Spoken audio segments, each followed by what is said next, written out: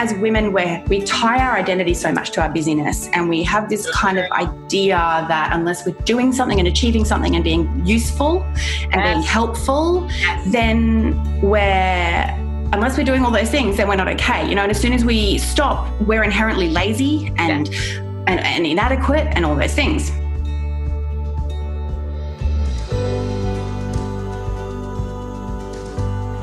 On today's podcast episode, I have Liss Amayah, an Instagram sensation, a leader of calligraphy and all things letters. But you know what? There's more to this amazing woman than meets the eye or the pen. Ha ha ha. She is a wealth of knowledge. She brings an amazing insight into how change can impact your view of yourself as a woman. She talks about her change and metamorphosis through motherhood. Most importantly, we have a really honest discussion about the mommy culture, wine culture that is permeating so much of the online scope, and also the need for us to stay present in our own lives and stop escaping. This podcast is so good. I love Liss. I love her even more now. She's going to bring so much to you today. I hope that you enjoy. Okay, so today on the podcast, I have the amazing Liss, who I have stalked for months on Instagram and somehow conjured up the courage to ask you to be on the podcast. And we are going to have such a good conversation. I'm already so excited about it. I have you on the podcast list because I follow you and I like you. You're different. You're unapologetic. You're a badass. And I think that you're starting to open up conversations that need to be had, that people are just not brave enough to say, well, what about this? Or what about that? And what is really the meaning of this? And not in some sort of woo-woo or big, I'm so amazing kind of a way. Just let's open up the space. Let's just be real, shall we? So Liss, tell us about you, and then let's dive into some good stuff. Let's just push the status quo. We're both a bit of a boat rocker, aren't we? We're just rocking the boat. Absolutely. I have one of my favorite people in the whole world said to me a decade ago, you're complicated and intense, and that's not an insult. I'm like, I love you so much. So good. I love that. Complicated and intense. I adore her. I reminded her of it last night. She stands by it. I'm also my husband would say that about me too. Yeah, totally. I'm also really good at intros. I hate doing intros. I'm a mum. I'm a calligrapher. I think of myself as a creative. I think we're all creatives, but some of us just have particularly creative brains. We feel the world a little more deeply and we make connections that sometimes other people don't see. I have 6 children. I used to say small people, but 2 of them claim to be taller than me right now. So I don't think I can say that anymore. So they are 5 to 15 effectively. So yeah, pretty amazing. I have them every second week. So we have a 50-50 parenting arrangement at the moment, which means we go kind of week about. So basically I live in complete chaos for a week and then total silence for an entire week. That must be crazy, but I kind of am that would be so nice. I mean, yes, it would be sad that you don't have, the kids under your roof all the time, but then it's a week of just... You know what? It was amazing for so when we first separated last year, it was 4 days off and then 9 days on. And by the end of the 4 days, I was sort of starting to come up for air. The kids would go and I literally would crawl back into bed and pull the covers over my head and just not even. Yeah. This year's been a little less survival mode and a little more, I have all this time. What am I going to do with it? Yeah. And so I definitely think, I hear that a lot from mums where they're I can't, the idea of having a week of peace is amazing. And it totally is, but it's also mingled with the grief of it's not that you've chosen to go away for a week. It's that your kids kind of can't be with you that week. So it's an odd space. And I think, last year was definitely just survival mode for me. This year has been much more, it wasn't until March this year and I went, I've got all this time and I can do what I want, but I don't really know what I want. How did you discern that then? You have the time, here I am, Ainsley's going to be in school next year, 5 days a week. I mean, she's in daycare. I mean, she's pretty much in school or daycare almost full time at the moment. We have no family support around us, not anyone. Not even a distant relative that we could drop her off with. I think in 4.5 years with Andrew, we've had 5 nights away from her. That's how. Yeah. Wow. So I was going to say, saying to my husband, I just miss you. Like, I miss like having single mingle, like I love her. She's amazing, but I'm just like, whoa, it's crazy. So I guess my question to you is, now that you have this space, you started out with calligraphy, teaching, making online programs. Is this something that you've just done the last year, or has this been something you've kind of been building up for over a couple of years? The business sort of started in its current-ish form after baby number 6 was born in 2013. Okay. So he was born with a congenital skull deformity that meant that he would need surgery in his first year of life. Yeah. And I was working as a graphic designer at the time, and it kind of made it tricky to, I don't know, he was just a particularly intense small person. And so I decided I'd open an online store. Why not? When you have 6 I know. Why not? Why not? Yeah.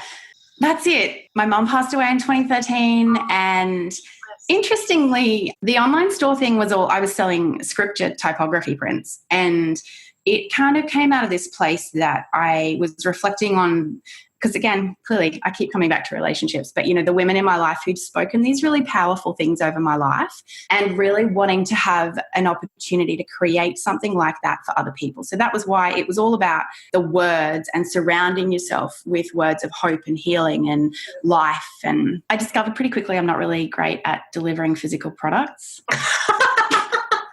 There's like a lot of like logistics involved, which my like creative, like the post office. I know, right? Like like printing, mailing labels and packaging things and putting stamps on things and getting them to the post office and then telling people you'd sent them. And yeah, my creative brain doesn't do that stuff very well. I'm like, where's the post office drone? Like, I want the drone to pass outside my house and then pick it up and then zoom off. Yeah, there are companies that'll do that. One day we'll have a post office drone. It's going to be amazing. Yeah. I did play with some services. Anyway, so then my Instagram, I started sharing. I kind of fell into this world of hand lettering and then became madly obsessed and started. I feel like when you like watch, like Ainsley will watch kids YouTube and it'll be like people unpackaging toys. This whole like obsession with that. Yeah. It's like me watching you write calligraphy. Yeah. Literally. I could just watch you do it for hours. It's funny. It's so mesmerizing. So yeah, I started sharing videos and my Instagram went pretty viral and people started asking me for an online course, and I kind of went, sure, let's do that. Why not? Because that's what you do as an entrepreneur, right? You go, look, there's a thing over there. I'm going to do that. Yeah. So I launched my first online course in March of 2016. Yep. And then you just recently launched another one, didn't you? A couple months ago?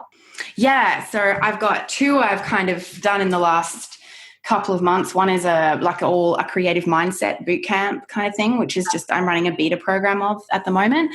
And then the other is my monthly iPad community. Yeah. So 2017, this year, 2018, your kids are not at home. You've come up from air. You haven't taken naps for days now. And you think, you know what? We need to start opening more conversations around relationships. And you start to think about pushing the status quo. What does this mean for you? Why are you passionate about this area, the thing that you're kind of toying with creating? Earlier this year, I decided to fly a couple of girlfriends into Brisbane to spend the weekend together. And I didn't exactly know why. I just kind of had this sense, I'd had a really big launch. And so financially, I was able to do it. And I really had this thing that I wanted to create. I just wanted the space. I think we have such crazy busy lives as mums. We are so pushed out on every side. We are so, like lose count of how many emails I get from school a day. I have, honestly, and then when they think you haven't read the email, they text you to tell you they've sent you an email. Super fun. And then kids, like you would get so many emails. Yeah, it's mad. And then they post on Facebook to make sure that if you didn't see the text and the email that it's on. Yeah, it's great. And then they tell you to go and log into the parent lounge because it's all online anyway. And yeah, it's great. So, there's that. And then there's running a business that's global. And so I've got emails coming in all the time and all the things. Anyway, and I feel like as women, we tie our identity so much to our busyness, and we have this kind of idea that unless we're doing something and achieving something and being useful and being helpful, then unless we're doing all those things, then we're not okay. And as soon as we stop, we're inherently lazy and inadequate and all those things. Anyway, so I said to these girls, all I can see right this minute is the weekend. I'm going to get an Airbnb for us for the weekend. We're going to go grocery shopping when you get there, and we're just going to create space. That's it. It's about coming together, connecting and space. And they said, is there anything you want us to prepare? Because we're all business women. And, is there anything you want us to do? What's the agenda for the weekend? I'm like, nope, we're going to work it out. I don't know. And the thing was, we kind of just did. And we talked and we planned and we dreamed and we laughed and we cried and we dreamed and we planned and we talked and we talked and we talked a lot. But, we also took time on our own and we just paused from everything. And it was just the most amazing thing. But I walked away from that weekend, thinking about how many women I have in my life who contribute so incredibly positively. And then I hear from other women in the stories they tell or the way they talk about their interactions with other people that they don't have that. Yeah. I've hear of, a friend will say, I lost my mind at the 15-year-old and then my mum was telling me how terrible I was and rah, rah, rah. And I just sit there and go, I feel like I'm in the minority, that the vast majority of people in my world don't do that stuff to me. I have multiple voices that, speak positive things into my life. And so I really feel like I want to create a space where other women can get access to that. I really think, I know social media gets a bad rap and I know that all that online digital connectedness and things gets flamed a lot, but I think we can, I think we can choose to use it for good. So true. I just think of this like blowtorch, like screw Facebook, screw. Yeah, exactly. And I want to do that all the time. I want to delete all the social media apps. But then I think, that is where I connect with the people who I really treasure and value. And I want more of that. So it's partly that. It's partly also the fact that I do love that community and I want to create the kind of thing I crave. I want to create online space. I want to create in real life events where women can go and feel seen and heard and connect with other women, and the clincher, without alcohol involved, where we can actually show up in our messy, glorious, imperfect selves and just be and not feel the need to numb ourselves down or tone ourselves down. So much to say. So much to say. I just think, can we get an amen? Everyone just do a standing ovation right now, wherever you are, vacuuming your floor, taking a walk, pushing your, screaming kid that's smashing bananas into your pram. Been there, done that. You've done it 6 times over. Yeah. Oh, yeah. But except I'm the mum who wouldn't give them bananas in the pram. But yeah, sure. You're like, no, you can only have Cheerios. Yeah, I know. Whatever's not messy. Anyway. Exactly. I was like, whatever, Ainsley, I don't care. Yeah. So this is the thing, right? So I went to Africa. I went to Rwanda. I was expecting it to rock my soul, but it actually just stripped me back. And it's kind of what you're talking about. Let's just strip this back to the basics. And there's 2 things. One is that the women there on paper, if we were to be this woman against this woman has nothing, saving 5 cents a week is a huge deal for them. What they do have is community. What they do have is connection. And it's a lifelong commitment. Lifelong. Not 2 months, not 6 months, lifelong, they're in it. And if a woman is missing from there, they go find her in the village. There is this woman named Josepha, and she walked up. We were meeting all the women to talk about the self-help groups. And she walked up and I was like, she's blind. She's completely blind, born blind. And can you imagine living in a rural village, no water, no electricity, no toilet, blind. And she said, when I met these women, I felt like I was a worthy human being. Wow. My heart released with joy. They saw me as a sister. And you couldn't sit there and say, it actually doesn't matter what we physically have when our basic needs are met. What really matters is our connection to each other. Yeah. And what I really love, and something that has been really pertinent for me through my eating disorder recovery, is alcohol. So my drug of choice is sugar and gluten. Anything white and nasty, I am on it. Fries, ice cream, you name it, I love it. It gives me a high. And when I started to kind of move away from that, when I would drink alcohol, I was like, this is hitting the same pathway for me to escape. So talk to me about this idea, because you've kind of written some stuff about this place. And I'm like, I want to be in the beta group. I'm in it. I am the ambassador for this. This is so good. I love it.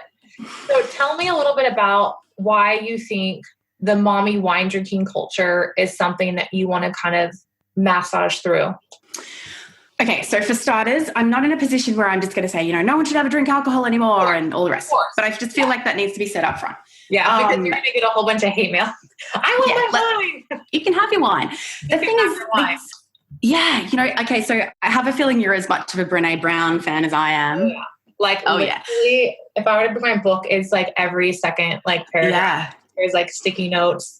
Yeah. Mm-hmm. If you meet those people and you met them and you just start hyperventilating and peeing your pants and crying at the same time, that's what happened if I met Brené Brown. Yeah, I met Brené Brown a decade ago. Hilarious. So a friend and I were Brené Brown groupies way back in the day.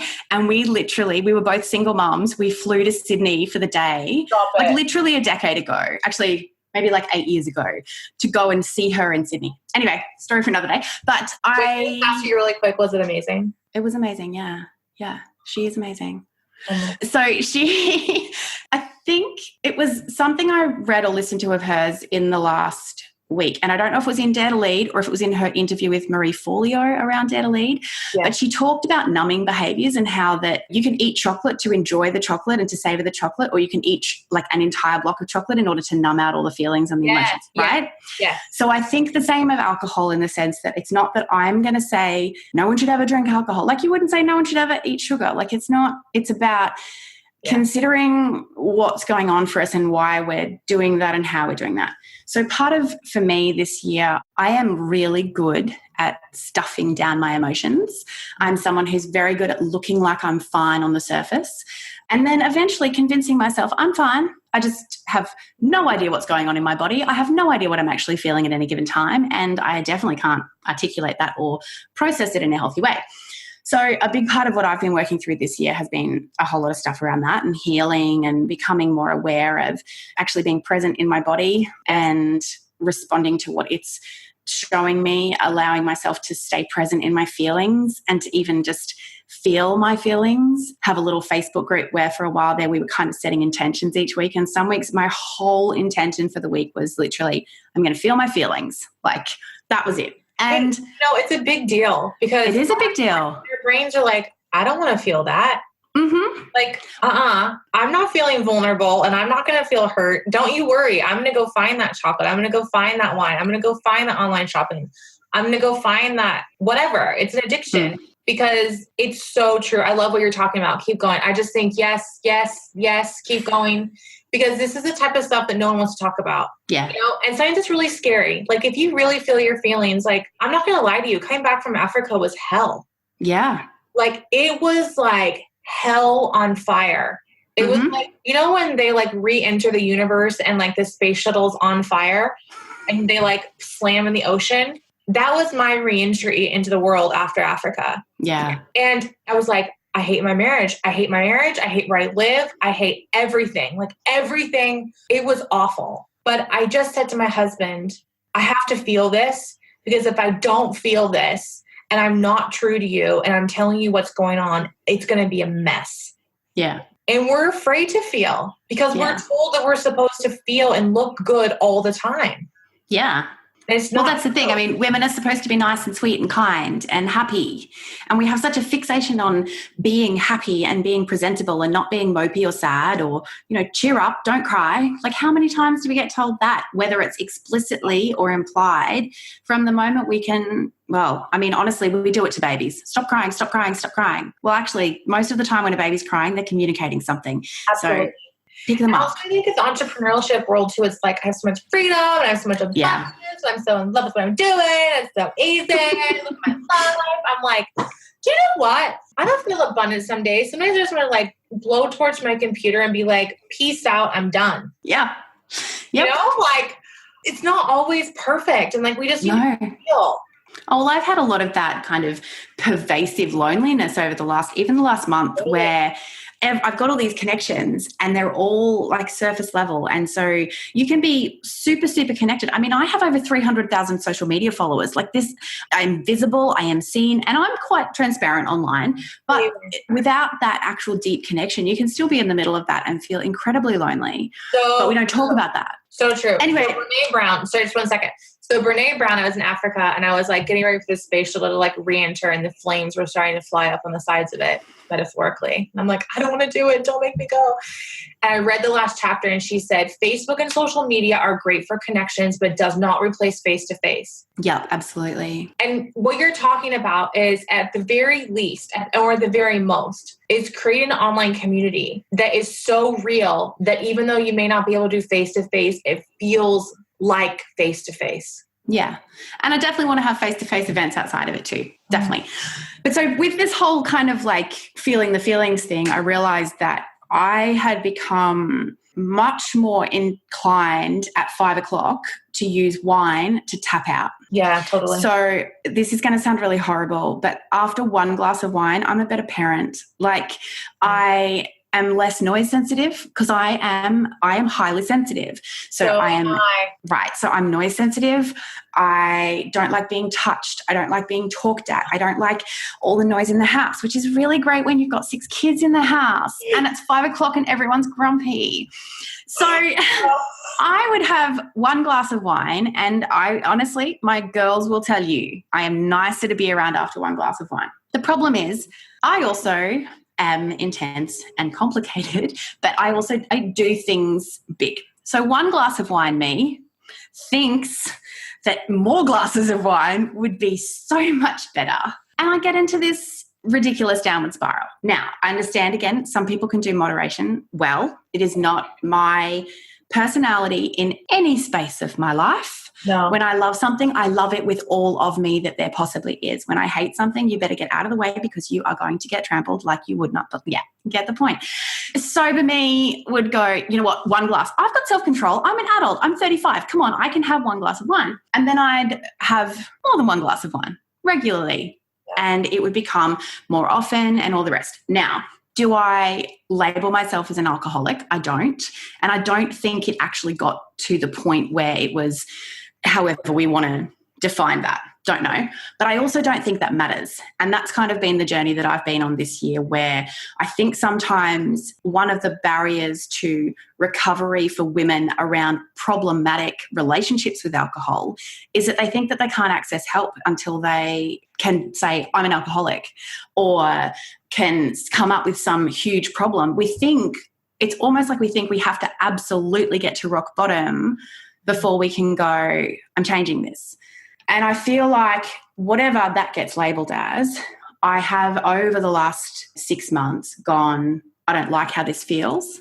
I don't like how I'm getting to this kind of point in the day and going, I need a glass of wine, because I don't actually believe I need a glass of wine. And I don't like, and I know that's like a triviality of language, but I actually think our language is really important. Like I think the way we talk about things really matters. And that's why right, like the chocolate analogy before, it's different to say, do you know what, I'd really enjoy a glass of wine right now to I need wine. Yeah. And I think, and this is where the mummy wine culture thing comes in, we've created a whole suite of memes around that being acceptable behaviour, that, you know, mummy needs wine, or, you know, like there's one in front of me that's got, you know, I'll save it for when I'm spending time with friends. And then there's a photo that's got all the dollhouse in front of us. So we're clearly aiming at mums. Hello, friends. You know, like we're aiming this idea that if you're a mum, you're probably drinking every night. Or that you're so overwhelmed and you don't know how to cope with the demands that. Yeah. As opposed to saying like, well, why is your life so demanding, and why aren't you saying no? Or why aren't you having more why aren't you stepping into what you really need as a woman? Let's cope with it with a lot of things. Shopping, wine, chocolate, obsessive dieting, all of it. Yeah. And that's that I love. And it's something I've come across a couple of times this year, but again, in Brene Brown's new book, where she says, you know, what would support look like for you right now? Why aren't we turning around to women and going, hey, babe, how can I support you? But this is this thing where women often don't have deeply connected friendships, or they do have friendships where they say, oh, I'm really struggling right now. And the go-to response is, let's go out and drink, or I'll bring you a bottle of wine, or let's go shopping, or let's feed our mutual addiction. And I just think that we could be having better conversations, and I think we could be considering a little more the language that we use around those things. Why do you think that women, I mean, this is something that I've struggled with coming back from Africa when I landed in my flaming spaceship in the ocean. One of the things that I struggle with was like, why the hell isn't this happening here? Why is it that in Australia, or I mean, just the Western world in general, like it's not just Australia. Like when I was having the meltdown right after Africa, I did ring one of my friends and I just like snot drip sob on the phone with her. And I thought she's one of very few people in my life that I could actually ring. I'm sure there's many women who feel this way, you know, where they know me, but they don't really know me. They know me, but I don't know if I could ring them if it was really bad. Or things happen in people's lives, like they have emergency surgery and then 5 days later you find out about it and you're like, oh, well, maybe we weren't as good of friends as I thought that we were. You know, wouldn't you ring? I mean, it's just, so I think there's this kind of like pervasive culture that I think Brene does talk about a lot, where it's almost like we're still coming at relationships with that kind of guarded front. We're not coming in with relationships with that soft front that she talks a lot about in Braving the Wilderness. Why do you think women are so tentative to just be real? God, that's such a big question. Well, I think we've learnt not to be from a really young age. I mean, I think if you can get through high school with authentic relationships, I mean, teenage girls are the worst. Yeah. You know, and teenage girls, I have 2 of them. I adore them. They are amazing. But, you know, the world that they have to live in, crazy. And the politics, and it kind of wasn't that different when we went through. I mean, it's just more amplified, or it's just more known. I don't think anything's different, but it's about conversations. Like as women, I always think to myself when I went into eating disorder recovery, I thought, if I don't do this for myself, I have to do it for my daughter. Yeah. If I don't start having these open conversations where I'm super real and like have real connectedness, then nor will my daughter. Yeah. And that's been a big driver for me too, even in when I'm tapping out in whatever way that looks like. If I'm using any kind of unhelpful numbing strategy, whether that's eating a tub of ice cream or drinking a bottle of wine or doing whatever that looks like, I feel like what that models for my kids is not great. And it's a whole lot better for me to go, okay, I'm going to pause for a minute. And, you know, sometimes what I need at 5 p.m. is actually grounding. Yeah. So I will stand in the kitchen and make myself a cup of chamomile tea, because what I need is the ritual of focus and centering and bringing myself back to, you know, because I get antsy and scatty and I just want everything I just have a lot going on. Sometimes, and this is my latest one, this is like level 20 weirdo. But the other day I was listening to a podcast and I went into my bedroom and I was just feeling that kind of jittery, scattered-y, like I'm feeling so much at this point. I wrapped myself in my quilt. Like I was half hidden under my quilt. And often I'll do that when I'm feeling overwhelmed. I'll go crawl into bed because there's that feeling of comfort and warmth, and clearly I need a boyfriend or something. Anyway, no. But, you know, like we need to learn to self-soothe effectively in healthy ways, and to be able to go, okay, I've got all this going on. What's actually going on for me, for starters? Because sometimes what's kind of bubbling on the surface, like sometimes what comes out as anxiety is actually fear and sadness mixing together. Or sometimes whatever it is that's kind of or sometimes what comes out as anger is actually some kind of other bubbling emotion going on underneath. And I think we need the emotional literacy to be able to understand those things. And then we need to work out what genuinely helps that emotion work its way through, rather than just shoving it down or numbing it out or hoping it'll just resolve itself some other way.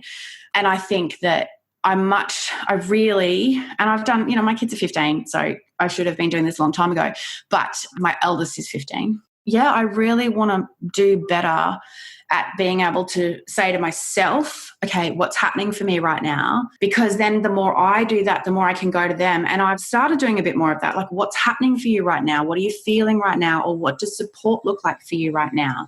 How can I support you right now? Okay. And sometimes they'll just go, I just need space. Or sometimes they'll say, I don't know. And I'll say, do you want me to give you some ideas? And so we'll talk through what could you do that would feel nurturing right now, if that's what you feel like you need, and what would be good for you right now. Or do you just need to sit in it? And do you want me to just to sit with you? Because sometimes you do. Sometimes it's just revolting and you just need to stay there. I love that. It's one of the things that I don't know intuitively with parenting with Ainsley. Like growing up, we were spanked a lot and all that kind of like authoritative yelling, that kind of stuff.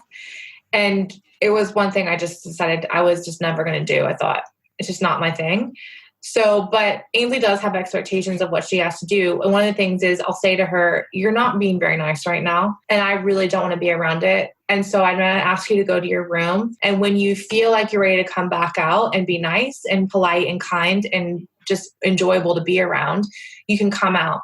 So sometimes that looks like her crying in her room for 10 minutes. Sometimes that looks like she pops in her room, then pops back out. The door's never shut. The lights are never closed. We're never screaming at the door. I never turn a timer on. All of these type of things, because I'm thinking some days I just want someone to tell me you're not being nice, go to your room and come back out. I'd be like, yay, I can go to my room by myself for however. But I do. So my daughter and I were having a conversation about something the other night, and I was feeling really upset about it. And I did say to her, babe, this is just not going to be a great time to talk about this because I'm feeling really upset about it and I don't think we can have a great conversation. So let's revisit it, and I'll try and give a time. Like, let's revisit it in the morning, or let's just take a break for a few minutes and then we can come back to it.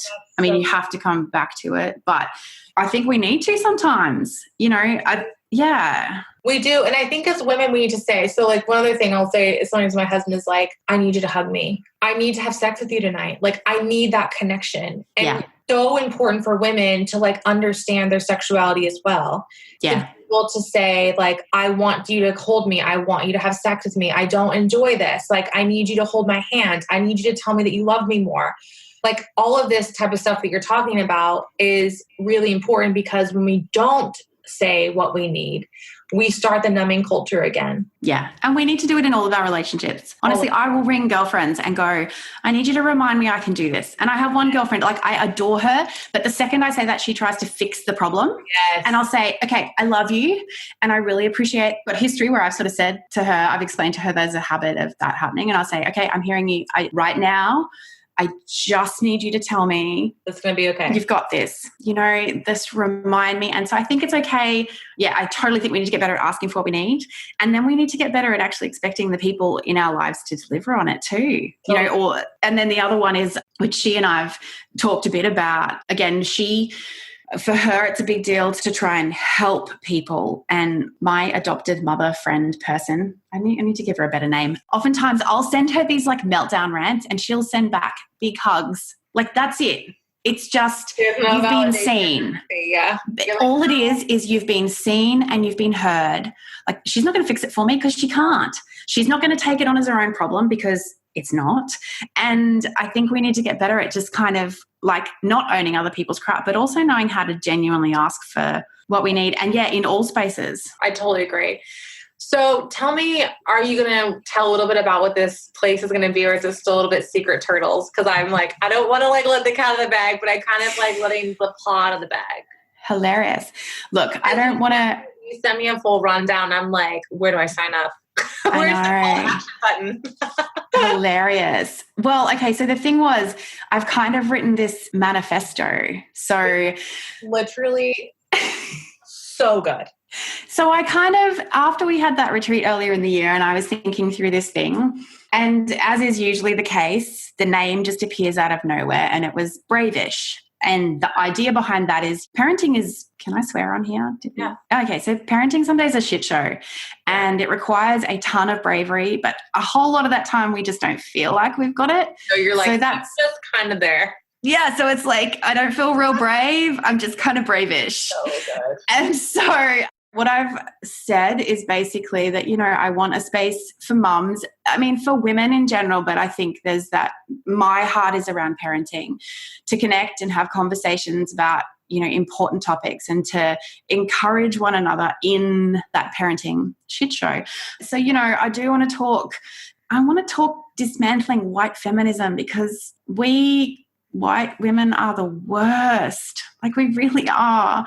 And we need to get better at that. I want to talk body positivity stuff. Okay. I want to talk intuitive parenting and self-care and what that really looks like, and creativity and the businesses that we are starting and how we do that, and the social justice things we want to contribute to. So I haven't worked out all of what that's going to look like. I hope that we can talk about sustainable NGO work just as like a caveat. Yeah, definitely. Like feminism and white privilege. Absolutely.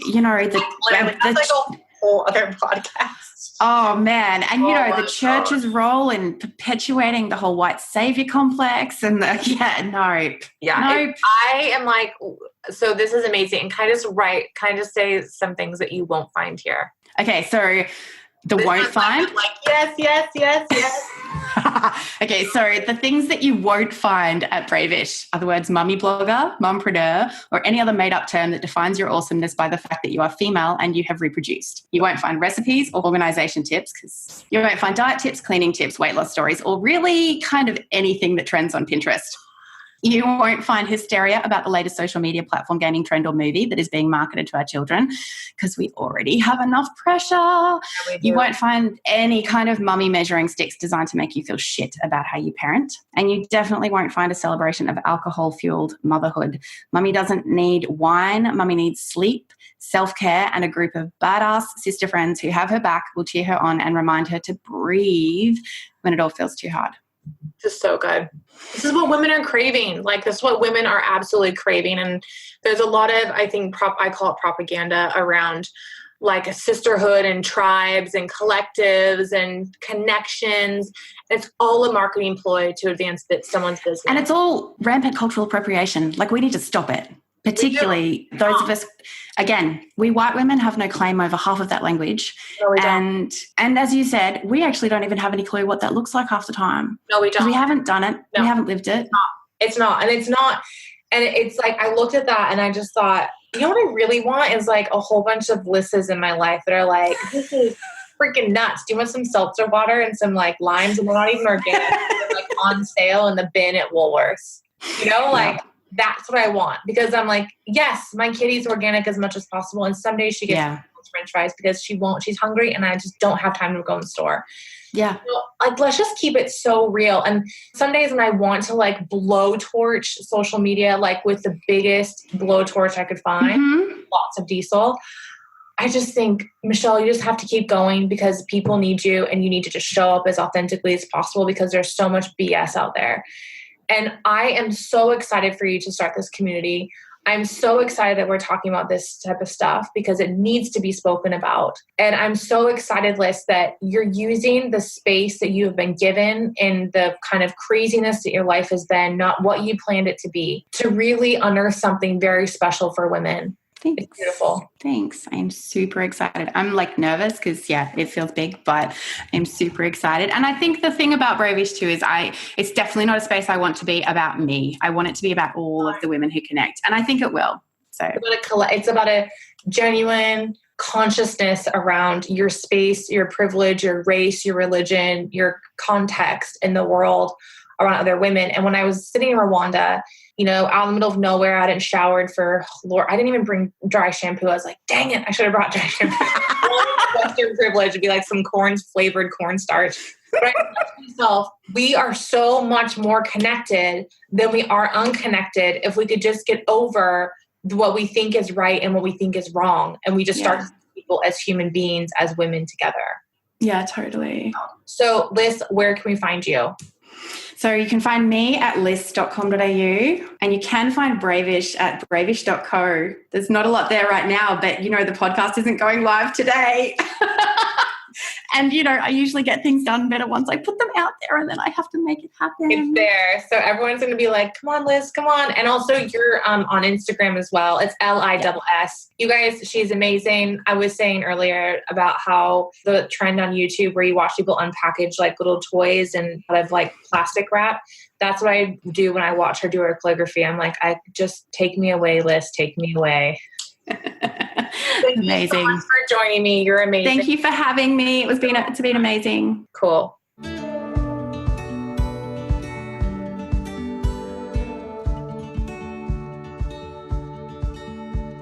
Thank you for joining me today. If you'd like more information about myself, my journey, my public speaking engagements, or life coaching with me, please head to my website, mishpope.com. If you can kindly leave me a beautiful review on iTunes, I would be forever grateful. I can't wait to connect again in the next episode.